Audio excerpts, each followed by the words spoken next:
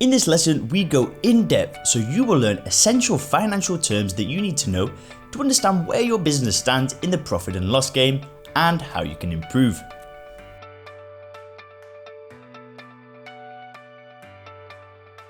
The two main financial reports prepared by all types of business are the Statement of Financial Performance, which is the profit and loss statement, and the Statement of Financial Position, which is the balance sheet. The format of these reports will vary from business to business. However, all financial reports revolve around 5 types of business classifications. These are assets, liabilities, owner's equity, revenues, and expenses. We'll look at each of these now. First, assets. Assets are items of value owned by the business and things that attract money into the business. Assets are usually purchased to assist in producing revenue such as property, equipment, investments, buildings, or result from trading such as debtors, which are account receivables, stock, which is inventory, and cash in the bank or petty cash. You should remember that if the business is acquiring an item of value that will add value to the business or money is owed to it, then the item should be classified as an asset. Next, let's look at liabilities.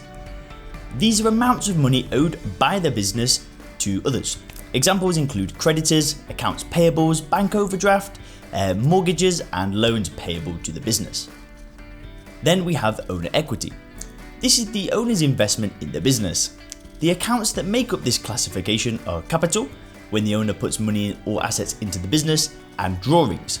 That's when the money or assets are taken from the business by the owner.